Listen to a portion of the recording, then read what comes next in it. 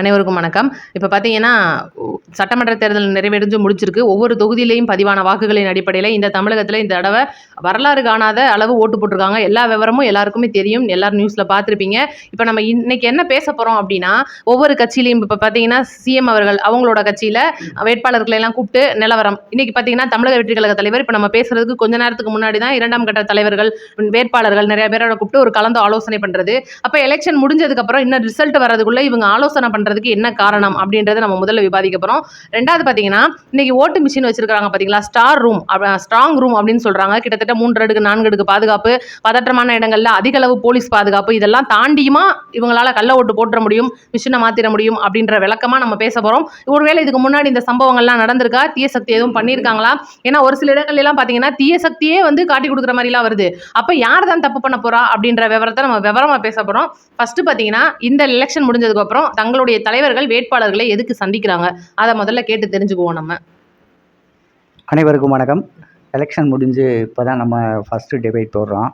இதுக்கு முன்னால் வந்து யார் ஜெயிப்பா யார் தோப்பா அப்படின்றத பற்றி பேசிகிட்டு இருந்தோம். இப்போ மக்களோட எழுச்சியை நீங்களும் பார்த்துருப்பீங்க, நம்மளும் பார்த்துருப்போம், எல்லாருமே பார்த்துருப்பாங்க. ஏன் ஆண்டுகிட்டு இருக்க தலைவர் கூட பார்த்துருப்பாரு.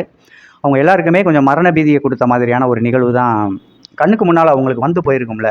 பரமா சாவு பயத்தை காமிச்சிட்டாங்கடா அப்படின்னு சொன்ன மாதிரி இன்றைக்கி தேர்தல் வரலாற்றிலே தமிழகத்தில் இன்றைக்கி 85.13% வாக்கு இன்றைக்கி வந்து பதிவாயிருக்கு. இந்த ஒரு வாக்கு அப்படிங்கிறது ஒரு முதலமைச்சரை நிர்ணயிக்கக்கூடிய ஒரு வாய்ப்பாக தான் இருக்கும். இது நான் அப்படி தான் நினைக்கிறேன். மற்றபடி இப்போ இந்த முதலமைச்சராக இருக்கிறவங்களும் மற்ற கட்சி தலைவர்களும் முதலமைச்சர் வேட்பாளர்களும் கூப்பிட்டு இந்த மாதிரி ஒரு மீட்டிங் மாதிரி போடுறாங்களே என்ன அப்படின்னு கேட்டிருக்கீங்க. அது இப்போ முதலமைச்சராக இருக்கிறவர் ஒரு தொகுதி வாரியாக, ஒரு மாவட்டம் வாரியாக, ஒரு மண்டலம் வாரியாக கூப்பிட்டு ஒரு மீட்டிங் போட்டார்னா என்ன செலவானாலும் பரவாயில்ல, அங்கே நம்ம தான் ஜெயிக்கணும், நீ எந்த எல்கைக்கு வேணாலும் போ, என்ன வேணால் பண்ணு, நாங்கள் பின்னால் இருக்கோம், நீ அங்கே எங்களுக்கு வெற்றியை தர வேண்டியது உன்னோட பொறுப்பு அப்படின்ற ஒரு தகவல் தான் தருவாங்க. இது அரசியலில் பயணித்த எல்லாருக்குமே தெரியும். இன்றைக்கி ஆளுங்கட்சியாக இருக்கிறவங்க என்ன சொல்லியிருப்பாங்க அப்படிங்கிறத ஏற்கனவே ஆளுங்கட்சியாக இருந்துட்டு இன்றைக்கி எதிர்கட்சியாக இருக்கிற ஐயா எடப்பாடி பழனிசாமிக்கு அது நல்லாவே புரியும். ஏன்னா தமிழக வெற்றி கழகம் அப்படிங்கிறது மட்டும்தான் புதிய கட்சி. அவங்க இப்போ தான் முதல் முறையாக ஆட்சிக்கு வர்றதுக்காக மக்களை சந்தித்து மக்களோட எழுச்சி, அது வந்து மக்களோட தன்னெழுச்சி கண்ணுக்கு முன்னால் தெரிஞ்சாலும் இதை வந்து அவங்க களவாடுறதுக்கான எல்லா முயற்சியும் எடுப்பாங்க. நேர்மையான வழியில் சம்பாதிக்கிறவங்க யாருமே இன்றைக்கி பணக்காரர்களாக இல்லை, உங்களுக்கு தெரியும் இல்லையா? அதை போல் வந்து இன்றைக்கி குறுக்கு வழியை தேடி எப்படியாவது ஒரு சகுனி ஆட்டத்தை ஆடி நம்ம இந்த ஆட்சியை தக்க வச்சுக்கணும் அப்படின்னா அவங்க எந்த எல்கைக்கும் போவாங்க, என்ன வேணாலும் பண்ணுவாங்க.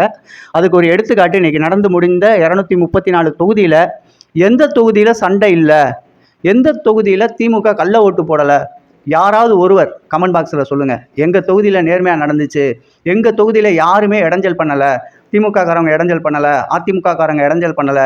கண்ணுக்கு முன்னால் பார்த்தோம். ஒவ்வொரு தொகுதியிலையும் பூத் ஏஜெண்டாக தமிழக வெற்றி கழகத்தை சேர்ந்தவங்க ரோட்டில் வர்றவங்களுக்கு அந்த விழிப்புணர்வை ஏற்படுத்துறதுக்கு கூட இடம் கொடுக்க மறுத்துருக்காங்க.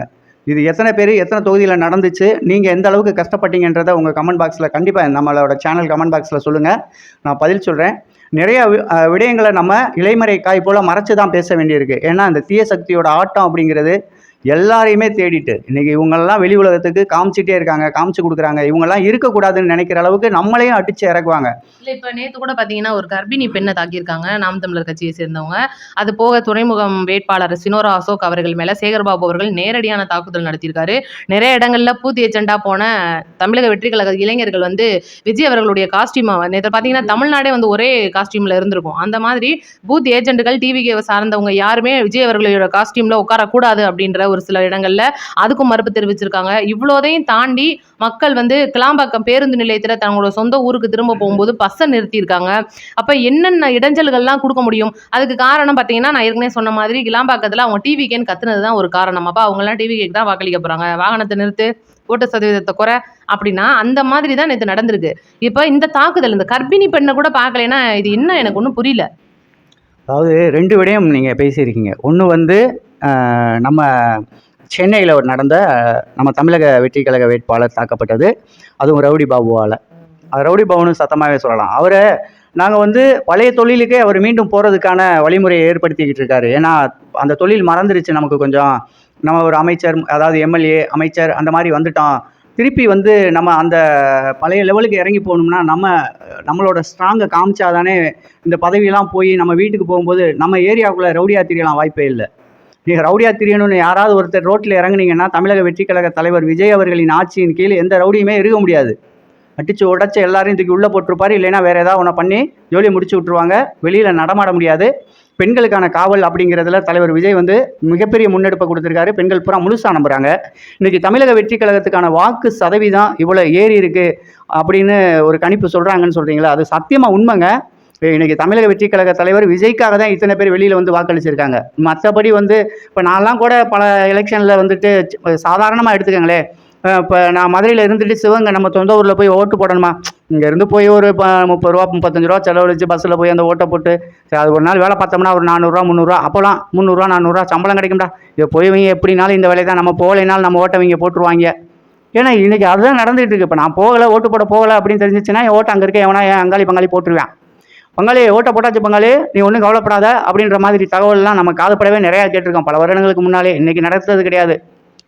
தீய சக்தி அப்படின்னது இன்றைக்கி வந்த பட்டம் கிடையாது. இது புரட்சி தலைவி அம்மா கொடுத்தது. ஏன்னா இவங்க அவ்வளோ விலையும் என்னைக்கு ஜெயலலிதா அம்மாவை இந்த சட்டமன்றத்துக்குள்ள வச்சு துகில் உறிஞ்சாங்களோ அன்னைக்கு நடந்தது. இவங்க வந்து தீய சக்தி, பெண்களுக்கு மதிப்பு கொடுக்க மாட்டாங்க. ஒரு மாண்புமிகு முதலமைச்சராக இருந்தவங்க ஒரு சிங்க பெண்ணாக ஒரு ஆளாக தனி ஒரு ஆளாக அந்த சட்டமன்றத்துக்குள்ளே போனவங்களுக்கு இவங்க கொடுத்த மரியாதைங்கிறது அது ஒன்று தான். தலைவரி கூலமாக அந்த அம்மா வெளியில் வந்ததை நம்ம எல்லாருமே பார்த்துருப்போம். நம்ம கண்ணுக்குள்ளே இருக்கோம், யாரும் மறந்துருக்க மாட்டீங்க. இந்த மாதிரி ஒரு தீய சக்திக்கு சேகர் பாபு அண்ணன் ஐயா இருக்கார்ல, மதிப்புக்குரிய சேகர் பாபு அண்ணன் வந்து மீண்டும் அவர் தொழிலை மாற்றிட்டு அந்த ரவுடிசியம் பண்ணுறதுக்கான வேலையில் இறங்கிட்டாருன்னு நினைக்கிறேன். ஒரு வேட்பாளரை கையை மடக்கிட்டு மங்குன்னு குத்துனாருன்னு அவர் சொல்கிறாருங்க. நேற்று அந்த ஒரு தமிழக வெற்றிக்கழக வேட்பாளர் அவர் பேர் சினோரா அசோக் அப்படின்றவங்க அவர் நேரடியாக பேட்டி கொடுக்குறாரு. இன்றைக்கி எனக்கு நடந்த அவமானத்துக்கு நான் நைட்டு இன்றைக்கி தீ குளிச்சிருவேன் அப்படின்றாரு. அப்போ எந்த அளவுக்கு அவர் அசிங்கப்படுத்தியிருப்பாங்க. ஒரு இஸ்லாமிய சமுதாயத்தை சேர்ந்தவங்களுக்கு நாங்கள் எப்போவுமே பாதுகாவலர்கள்னு சொல்கிற இந்த திமுக அரசுக்கு கீழே ஒரு இன்றைக்கி வந்து கோயில்களுக்கெல்லாம் அவர் தாங்க மந்திரியாம் அமைச்சராம்.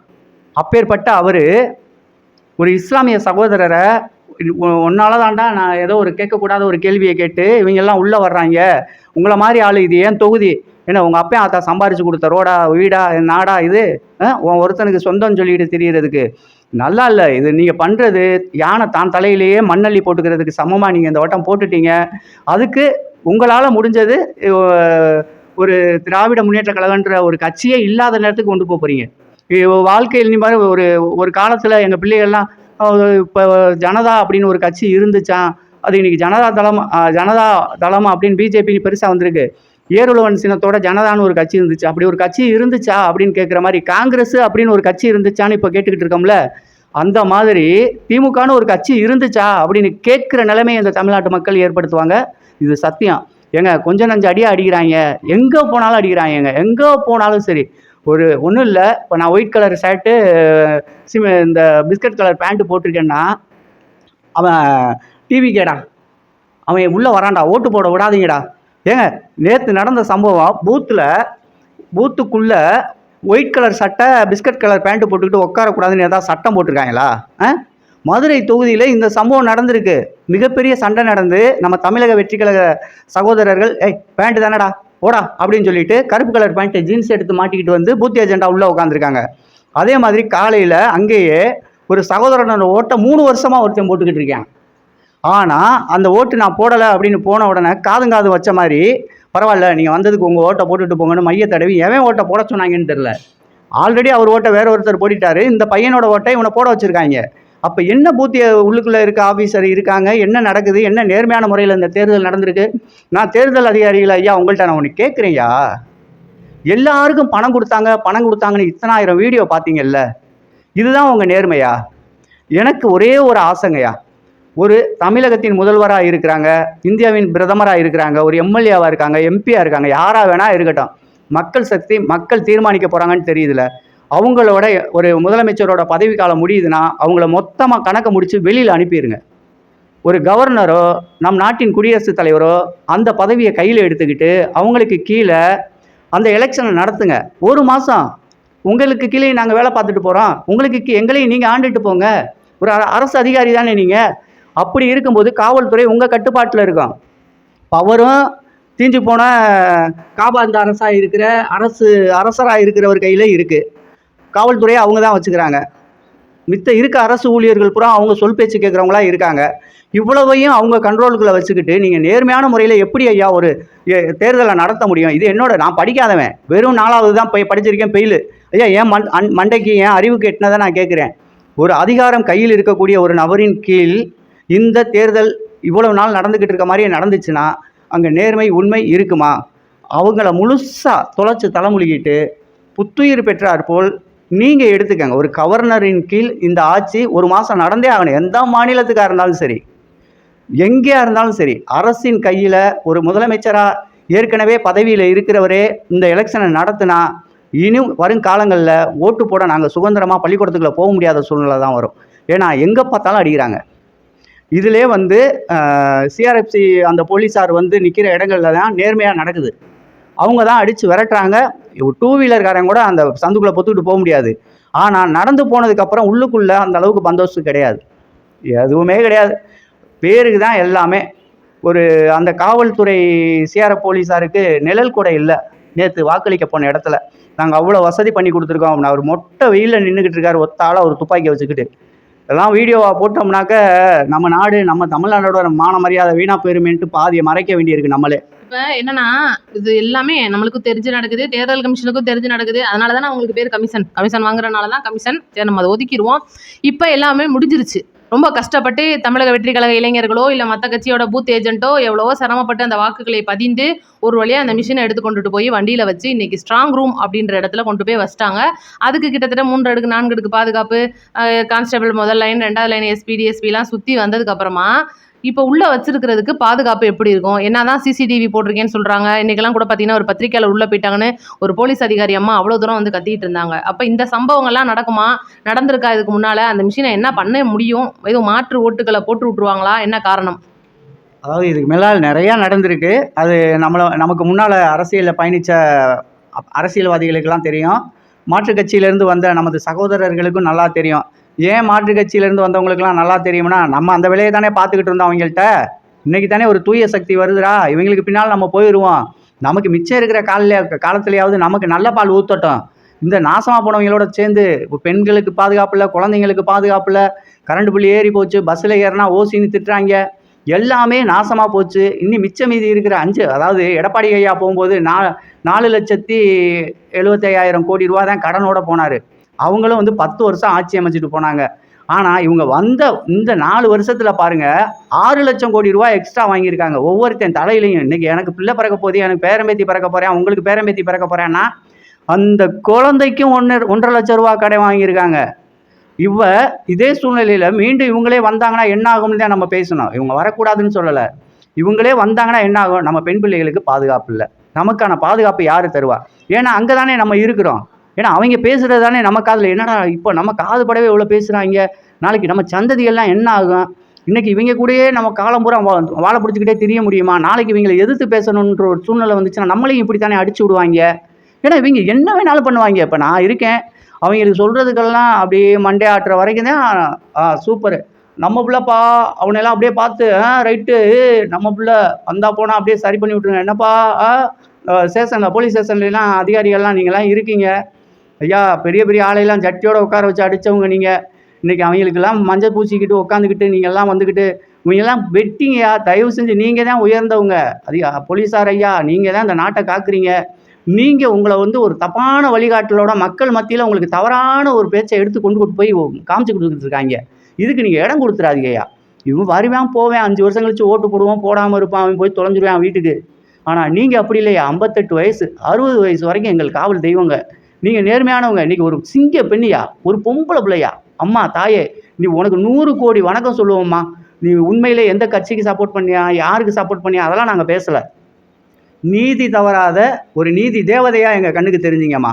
ஒரு திமுக நபர் அப்படிங்கிறது நல்லா தெரியுது. அவரை எதிர்த்து பேசுகிற ஏன்னு என்ன கேட்கணும்? ஏன்டா நாயன்னு கூட நீங்கள் கேட்டிருக்கலாம். அதுக்கு உங்களுக்கு உரிமை இருக்குது, முழு உரிமை இருக்குது. ஏன்னா இத்தனை கோடி வாக்காளர்களின் சொத்தை நீங்கள் பாதுகாத்து கொடுக்க போகிறீங்க. இந்த நாட்டை ஆளக்கூடிய தலைமகனாக யார் வரணுன்றதை நாங்கள் தீர்மானித்து வச்சுருக்கதை நீங்கள் காப்பாற்றி கொடுத்துருக்கீங்க. அதுக்கு உங்களுக்கு நாங்கள் எப்போவுமே அடிபணிஞ்சு தாழ்பணிஞ்சு உங்களுக்கு நன்றியை சொல்லிக்கிறோம்மா. நன்றி. அடுத்து என்னம்மா கேள்வி இருக்குது? இல்ல இந்த மாரி இதுதான். இப்ப இந்த மாரி மிஷின மாத்துறது, இந்த மாரி வேலைகள்லாம் பார்த்துட்டா நம்ம எப்படியாவது ஜெயிச்சுருவோம் அப்படின்னு நெனைக்கிறது. இதெல்லாம் தாண்டி இன்னைக்கு ஒவ்வொரு கட்சியும் பார்த்தீங்கன்னா, எப்படியாவது நம்ம ஜெயிச்சுருவோம். இப்ப பார்த்தீங்கன்னா, இந்த காரைக்குடியிலலாம் நேத்து ஒரு சம்பவம் நடந்திருக்கு. என்னதான் நம்ம தோத்துருவோம்னு தெரிஞ்சா கூட சீமான் அவர்கள் வந்து பிரபு அவர்களை வந்து கட்டி அணைச்சு, அது ஒரு நெகிழ்ச்சியான சம்பவங்கள்லாம் நடந்திருக்கு. ஆனா அந்த தீய சக்தினா மட்டும் ஏன் எல்லா கட்சிக்காரங்களும் எதிரியாவே பார்க்குறாங்க? இனிமேல் அவங்க சம்பாதிக்க முடியாது. இனிமேல் அவங்க ஊழல் பண்ண முடியாது. இனிமேல் லஞ்சம் வாங்க முடியாது. இனிமேல் பாலியல் குற்றங்கள் பண்ண முடியாது. அந்த பாலியல் குற்றங்கள் அப்படின்னோனே ஒரு ஞாபகம் வருது. அண்ணா யூனிவர்சிட்டியில ஞானசேகரன் அப்படின்ற ஒரு பையன் யூனிவர்சிட்டிக்குள்ள பார்த்தீங்கன்னா, ஒரு பொண்ண வந்து த பாலியல் சீண்டல் பண்ணி ஆமா. அதாவது ஒரு பொண்ணு தான் வெளியில வந்திருக்கிற விஷயம். அப்ப அந்த டைம்ல சார் அப்படின்ற ஒருத்தர் ஃபோன் பண்ணி பேசி அவரை வந்து காப்பாத்தி விடுறது. அதுக்கப்புறமா அவரோட வரலாறு எடுத்து பார்க்கும்போது உதயநிதி அவர்களோட இருந்த போட்டோ, மா சுப்பிரமணியனோட இருந்த போட்டோ, பிரியாணி சாப்பிட்ட போட்டோ, ஏன்னா அவர் ஒரு பிரியாணி கடை வச்சிருந்ததா வச்சு ஏகப்பட்ட இடங்கள் வந்துச்சு. அப்புறம் வேற வழி இல்லாம எலெக்ஷன் வேற நெருங்கிக்கிட்டு இருக்கிற டைம், இந்த டைம்ல திமுகவுக்கு அசிங்கமான பேர் வந்துட்டு இருக்குன்னு சொல்லிட்டு தூக்கி உள்ளேயும் போட்டாங்க. பரவலாம் வந்தாப்புல, அதுக்கப்புறம் திருப்பி உள்ளதான் இருக்காரு. குண்டாஸ் ரத்தாயிருச்சு. ஆனா கூட இன்னும் ஆயுள் தண்டனை கிடைச்சு உள்ளதான் இருக்கிறாப்ல. இப்ப என்னன்னா, முந்தா நேரத்துல வந்து பாத்தீங்கன்னா அவருக்கு வந்து ஏதோ வலிப்பு நோய் வந்து கொஞ்சம் மோசமான உடல்நிலையாகி ஹாஸ்பிட்டலுக்கு வந்து இருந்துட்டு திருப்பி போயிருக்காப்ல. திருப்பி போன கையோட பாத்தீங்கன்னா இப்ப 3 நாளா சாப்பிடாம இருக்காப்லையா. என்ன மேட்ரு அப்படின்னு சொல்லி பார்க்கும்போது அங்க இருக்கிற காவல்துறையினர்கள்லாம் வந்து குசு குசுன்னு பேசிக்கிட்டாங்களாம். என்னன்னா, எப்படியாவது இவனை போட்டு விட்டுறணும், இவன் நீ வாயை திறந்தான்னா பெரிய பெரிய தலைகள்லாம் மாட்டிடும், இன்னும் இவன் வந்து அமைதியா இருக்கும்போதே நம்மள்ட்ட சொன்ன உண்மையை வெளியில யார்ட்டா போய் சொல்லிடக்கூடாது, அப்புறம் நம்மளை முடிச்சு விட்டுருவாங்கன்னு சொல்லிட்டு இவனை உள்ள வச்சே முடிக்கிறதுக்கு பிளான் பண்ணியிருக்காங்க. இது பார்த்தீங்கன்னா இவரே வந்து ஒத்துக்கிட்டு பேட்டி மாதிரியோ லிட்டர் மாதிரியோ எழுதி சிறையிலேருந்து வெளியில் கொடுத்துருக்காப்புல. என் உயிருக்கு பாதுகாப்பு இல்லை, என்னால் சாப்பிடவும் முடியல, என்னால் நிம்மதியாக இருக்க முடியல, ரொம்ப மன உளைச்சலுக்கு ஆளாக போகிறேன், என்னை கொல்ல போகிறாங்கன்னு சொல்லிட்டு இவன் வந்து பயந்த சொல்லிக்கிட்டு இருக்கிறாப்புல ஞானசேகரன் அவர்கள். அப்போ இவருக்கு பின்னாடி ஏதோ பெருந்தலை இருக்குமோ அப்படின்ற ஒரு சந்தேகம் இருக்குது. எனக்கு சின்ன வருத்தமா, இந்த ஞானசேகரன் அவர்கள்னு சொன்னீங்கல்ல, அந்த நாய்க்கெல்லாம் இன்னும் அவர்கள் பட்டம் கொடுத்து பேசுகிறீங்கன்னா ஒரு பெண்ணாக இருந்து நம்மளால ஏற்றுக்க முடியாது. அந்த நாயெல்லாம் உண்மையிலே அவங்களே போட்டுட்டோம், அதனால் தப்பே கிடையாது. ஏன்னா உண்மை வெளியில் வருதோ வரலையோ, இந்த மாதிரி ஒரு நாய் வெளியில் வந்துச்சுன்னா நாளைக்கு எவனுக்காவது இந்த வேலையை தான் பார்ப்பேன். இப்போ ஒருத்தன் தப்பு பண்ணுறாங்க, அவன் தப்பு பண்ணுறான், அவன் வந்து நான் தன்னை நிரபராதியாக காட்டுக்கிறதுக்காக நான் வந்து அவனை கையை காமிச்சு விட்டுட்டேன், நான் வந்து அப்ரூவலாக மாறிட்டேன், நான் வந்து உத்தமன் ஆகிட்டேன் அப்படின்னு சொன்னால் அந்த நாயெல்லாம் நம்பவே கூடாது. அவனையெல்லாம் தூக்கில் போட்டுறணும். இவனை அவங்களே போட்டாலும் சரிதான், இல்லை அவனாக போய் சேர்ந்தாலும் சரிதான், அதை பற்றி நம்ம பேசவே வேணாம். உண்மை மறைஞ்சாலும் கூட அதை பற்றி கவலை கிடையாது. உண்மை ஒரு நாள் வெளியில் வரும். வெற்றி தலைவர் விஜய் அவர்கள் ஆட்சி அமைச்சு இந்த ஆட்சி மலரும் போது இந்த தீய சக்தியில் எவ்வளோ பேர் எவ்வளோ கேவலமான வேலை செஞ்சாங்களோ அவ்வளோ வேலையும் வெளியில் வந்துடும். அதனால் இந்த ஞானசேகரன், நாய்சேகர் இதுக்கெல்லாம் வந்து நீங்கள் அவர்கள் இவர்கள் அப்படின்றதெல்லாம் இருக்கவே கூடாங்க. 2 வயசு குழந்தைங்க காரில் கொடியை கட்டிட்டு அந்த காருக்குள்ளே ஒரு பொண்ணு ஐயோ முய்யோ கையோ முய்யோன்னு கத்துனா கூட நாங்கள் கவலைப்பட மாட்டோம், நாங்கள் வண்டியை மறைக்க மாட்டோம், அதில் கொடி கட்டி இருக்குன்னு சொல்லி விட்டுக்கிட்டு இருந்தா அவங்க எதுக்கு நமக்கு இருக்கணும்? எதுக்கு அவங்க நம்மளை ஆளணும்? எதுக்கே உங்களுக்கெல்லாம் ஓட்டு போடுறோம்?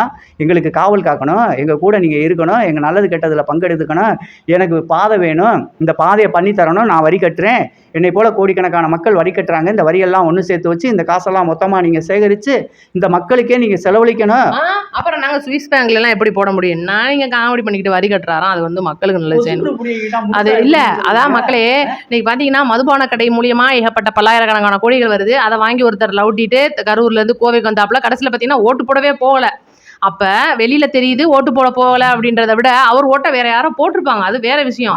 இவரே வந்து தனிப்பட்ட முறையில ஒரு 1000 1500 கல் ஓட்டு போட்டிருப்பாரு, அது தனிப்பட்ட விஷயம். நீங்க ஒண்ணு இல்லைங்க, ஒரு குற்றத்தை எடுத்துக்கங்களேன், ஒரு கொலை குற்றமோ 41 பேர் கரூர்ல கொண்ட குற்றத்தை நீங்க ஞாபகம் வச்சுக்கோங்க. ஏன்னா கண்டிப்பா வந்து இது செயற்கை, அதனால சிபிஐ சொன்ன விஷயத்த நான் சொல்றேன். அந்த குற்றத்தை அப்படியே ஒதுக்கி வச்சுக்கோங்க, ஞாபகம் வச்சுக்கோங்க. அப்புறம் கோவை தெற்குல இன்னைக்கு வந்து பல்லாயிரக்கணக்கான கோடிகளை கையில் அடிச்சு வச்சிருந்ததை மக்கள்கிட்ட கொண்டுட்டு போய் பணப்பட்டுவாடா பண்ணி ஓட்டு கேட்ட விஷயம், இது 2வது குற்றம். இதை ஞாபகம் வச்சுக்கோங்க. நான் வந்து குற்றம்லாம் சாட்டலை யாரையுமே, இதை ஞாபகம் வச்சுக்கோங்க. இதுக்கப்புறம் பார்த்தீங்கன்னா குறிப்பா அதிமுக இருந்து பிரிஞ்சு வந்து இன்னைக்கு திமுகவோட சேர்ந்து ஸ்டாலின் அவர்களுக்கு ரொம்ப செம்படிக்கிறது, பயங்கர கட்ட பஞ்சாயத்து பார்த்துக்கிறது, அப்படியே மிரட்டி விட்டு அப்படியே போலீஸ்காரங்களை கையில் வச்சுக்கிட்டு அப்படியே நம்ம தான் நம்ம பையன் அப்படின்ற மாதிரி செந்தில் பாலாஜி அவர்களுடைய ஆள்னா ஒரு மாதிரி கெத்தா தெரியுது. இந்த ஒரு குற்றத்தை ஞாபகம் வச்சுக்கோங்க. இன்னும் நீங்க எத்தனை வேணாலும் ஞாபகம் வச்சுக்கலாம், அத்தனைக்கும் பொருந்துற ஒரே மூஞ்சி அந்த இடத்துல ஞாபகம் வச்சு பார்த்தீங்கன்னா நம்ம செந்தில் பாலாஜி தான், வேற யாருமே வரமாட்டாங்க. இல்ல அதுதான் உண்மை. கரூர்ல அந்த ஞாபகம் அவர்கள் தான், இந்த இது அவர்கள் தான் அப்படின்னு சொல்ற அளவுக்கு 10 பர்த்தமும் பக்காவா பிறந்ததுன்னா பாலாஜியை தவிர வேற யாரும் இல்லைன்றது நம்ம கருத்து. அதே மாதிரி இதெல்லாம் ஒரு பக்கம் இருந்தாலும் இவங்க பண்ற ஊழலுக்கு உடந்தையா இருக்கிற வரைக்கும் அவன் நல்லவன். அந்த ஊழலுக்கு உடந்தையா இருந்தவன் மாட்டிக்கிட்டான் அப்படின்னா இவங்களே அவங்க கதையை முடிச்சு விட்டுருவாங்க. ஏன்னா வேற வழி கிடையாது. ஏன்னா மாட்டிக்கிட்டான்னா ஆர் அந்த சாரு அப்படின்ற ஒரு மேட்டர் இன்னும் போய்கிட்டு இருக்கு. யார் அந்த சாரு? இந்த வகையில நாங்குநேரி மக்களையும் வேங்கை வயல் மக்களையும் சல்யூட் கொடுக்கணும். நாங்க தேர்தலை புறக்கணிப்போம்னு சொன்னாங்க, சொன்ன மாதிரி செஞ்சுட்டாங்க. வாக்களிக்க முடியல அவங்களால. ஏன்னா வாக்களிக்கிற மனசு அவங்களுக்கு கிடையாது. அந்த அளவுக்கு அந்த ஊர்ல கொடூரம் நடந்திருக்கு. ஒண்ணே ஒன்று சொல்றேன்.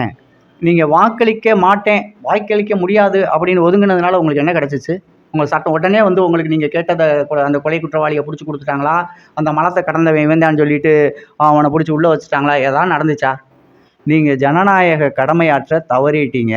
இந்த நாட்டின் குடிமகனாக நீங்க உங்க வாக்க செலுத்திட்டு நீங்க போராடி இருக்கணும். உங்கள் வாக்க நீங்க அங்க 3 பேர் வாக்களிச்சவங்களுக்கு நான் தலை வணங்குறேன். எனக்கு 1000 மனக்கஷ்டங்கள், 1000 மனக்குழப்பங்கள், 1000 கோபங்கள், 1000 தாபங்கள். ஏன் இன்னைக்கு திமுகவை கெட்ட கட்சின்றோம், அதிமுக கெட்ட கட்சின்றோம், நாளைக்கு அதே கட்சி நல்ல கட்சின்னு நம்மளே வாழ்த்துற சூழ்நிலை வரும். ஏன்னா அரசியல் நம்ம அப்படி தான் பயணிச்சுட்டு வந்திருக்கோம். இன்னைக்கு ஒரு கட்சி அப்படியா ஊழல் பண்ணிட்டாங்களா? ஏன் ஜெயலலிதா அம்மா வந்து அவ்வளோ பெரிய ஊழல்வாதி, சிறை தண்டனைக்கு பெற்று வந்தாங்க அப்படின்னு சொல்லி வந்ததுக்கப்புறம் கூட அம்மாவை மீண்டும் நம்ம முதலமைச்சர் ஆக்கி கொடுத்தோம் இல்லையா? அப்படி தானே நம்ம நாடு. இது உடனே மறந்துடுவோம். நமக்கு ஞாபக சக்தி ரொம்ப கம்மி, இருக்கிறதுலே மட்டமான மூளை. அடுத்து அம்மா இறந்ததுக்கப்புறம் அந்த கட்சியை வழி நடத்துறதுக்கான ஆட்கள் இல்லாதனால என்ன ஆகி போச்சுன்னா, ஐயா எடப்பாடி பழனிசாமியால் அரசு ஆட்சியை நடத்துறதுக்கு அவரால் முடியலை. கூகத்தூரில் கொடுத்த அளவுக்கான பணம் அடுத்த தடவை கொடுக்க முடியலை. மக்கள் வந்து என்னடா கூகத்தூரில் இப்படி அடித்து மல்லிகடி செத்து பூரா அந்த கட்சியை சின்னாபனமாக்கி விட்டாங்க. எங்கிட்ட ஓபிஎஸ் நீக்கி விட்டார், அவரை நோக்கி விட்டார், இவர் நீக்கி விட்டார், இவர் ஒரு ஆளாக பயணிக்கணும்னு நினைக்கிறாரான்னு சொல்லிட்டு மக்கள் மத்தியில் இதுதான் அந்த எலெக்ஷனில் நடந்த அதே மேட்டர் தான் இப்போவும் நடந்துகிட்டு இருக்கு. ஏன்னா பூராத்துக்கும் பெண்களுக்கு பாதுகாப்புல 2 வயசு பிள்ளைய கூட இது பண்ணி போடுறாங்க, அதை பண்ணி போடுறாங்க, இவ்வளவையும் செஞ்சு போடுறாங்க. ஒண்ணுமே இல்லை, நாங்க நல்லாட்சி கொடுக்குறோம், நல்லாட்சி செய்யறோம் அப்படின்னு சொல்லிட்டு மக்களை பூரா ஏமாத்திக்கிட்டு இருக்காங்க. மக்கள் பூரா அறிவாளியா இருக்காங்கல்ல. ஒன்னே ஒன்று சொல்லட்டுமா, நீங்க தான் அறிவாளின்னா நீங்க தான் மிகப்பெரிய முட்டாள். உங்களை விட அறிவாளி உங்களுக்கு ஓட்டு வாக்களிக்கிற இந்த மக்கள் தான் அறிவாளி. இவனுக்கு தெரியாதா? 5 அறிவு 6 அறிவு 7 அறிவு. இன்னைக்கு அண்ணன் சீமானை பற்றி நம்ம பேசியே ஆகணும். ஒரு சகோதரி 8 மாத கர்ப்பிணிங்க. அவங்க பேர் வந்து அனீஸ் பாத்திமா. அதுக்கு நான் வருத்தம் தெரிவிச்சுக்கிறேன். மொய்யாலே நீங்கள்லாம் ஒரு ஆம்பளையாக இருந்தால், ஒரு ஆண் மகனாக இருந்தால், அவள் என்ன தான் தப்பு பண்ணியிருந்தாலும், என்ன தான் ஒரு பிரச்சனையாக இருந்தாலும், ஒரு பெண்ணை தாக்குற அளவுக்கு ஒரு கேவலமான ஒரு அரசியல் நீங்கள் கையில் எடுத்துகிட்டு போகிறீங்கன்னா, உங்களை மாதிரி ஒரு கேவலக்கட்டவன் எவனுமே இல்லைடா. உங்களை எதை கலட்டி அடிச்சுட்டு அந்த நிமிஷமே நான் செத்தா கூட சந்தோஷமாக சாவண்டா அந்த சகோதரிக்காக கேட்டுட்டு, இதுக்காக இன்னும் அண்ணன் சீமான் வாய் திறக்காமல் இருக்காரு அப்படின்னாக்க நான்லாம் செம்ம டென்ஷன் ஆகிருப்பேன். அண்ணன் அதுக்காக மிகப்பெரிய அளவில் ஒரு கண்டனம் தெரிவிச்சிருக்காரு. ஆனால் இதெல்லாம் விடக்கூடாது அப்படிங்கிறது ஒரு பக்கம் இருந்தாலும், உங்கள் மீது எங்களுக்கு கோபம் அப்படின்றது ஒரு பக்கம் இருந்தாலும், எங்களை பொறுத்த வரைக்கும் அவங்க சகோதரி தான். அந்த சகோதரிக்கு ஒரு பிரச்சனை, அந்த சகோதரிக்கு ஒரு எந்த சகோதரியாக இருந்தானே, ஆனால் உங்கள் கட்சியில் இருக்க சகோதரியாக இருந்தானே, எங்கள் பெண்ணுங்கள் சகோதரியாக இருந்தானே, எல்லாமே ஒன்று தான். எங்களுக்கு தமிழகத்தில் இருக்க அனைத்து பெண்களுமே எங்கள் சகோதரிகள் தான். இருந்தாலும் அவங்க அப்படி நடந்துக்கிட்டது 8 மாத கர்ப்பிணி, ஏதோ ஒரு இடத்துல படாத இடத்துல இன்றைக்கி அவங்க ஆஸ்பத்திரியில் இருக்காங்க. இன்றைக்கி அவங்களுக்கான ஏதோ ஒன்று நடந்திருந்தாக்க இந்த அரசோ, இந்த அரசு சம்மந்தப்பட்ட அந்த வேட்பாளரோ அவங்கள பார்ப்பாங்களா? இல்லை, கேவலமா இல்லையா உங்களுக்குலாம்? உண்மையிலே நீ உங்களை மாதிரி ஒரு அயோக்கியத்தனமான அரசியல் பண்ண எவனாலே முடியாது.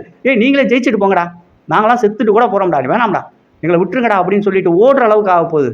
வேற வழியே இல்ல. ஒண்ணும் இல்ல, எனக்கு கண்டிப்பா வந்து இன்னைக்கு விஜய் அவர்கள் பதவி ஏற்கிறதுக்கு தயாராகிட்டு இருக்காரு. எல்லாருக்குமே தெரியும் நாங்க தான் பதவி ஏற்க போறோம்னு சொல்லிட்டு. வெற்றி கூட்டமே வந்து எல்லாருக்கும் ஞாபகம் இருக்கும். தமிழக வெற்றி கழக இளைஞர்கள், இளைஞிகள், நண்பாக்கள், நண்பிகள் வெற்றி கொண்டாட்டம் மதுரையில தான் நடக்க போகுது. அண்ணன் வாக்கு கொடுத்திருக்காரு. அண்ணன் வாக்கு கொடுத்தா மாற மாட்டாருன்னு எல்லாருக்குமே தெரியும். மதுரை பாரபத்தி மாநாட்டில் இதை பத்தி அண்ணன் விரிவா பேசியிருக்காரு. நானும் நிறைய இடங்கள்ல இதை ஓகே பண்ணியிருக்கேன். சிடிஆர் நிர்மல்குமாரும் இப்ப நடந்த ஆர்ப்பாட்டத்தில் அதை உறுதிப்படுத்தியிருக்காரு. விஜய் அவர்கள் பதவி ஏற்ற உடனே வெற்றி கொண்டாட்டம் மதுரையில நடக்க போகுது. இதுதான் மிகப்பெரிய ஒரு அப்டேட்.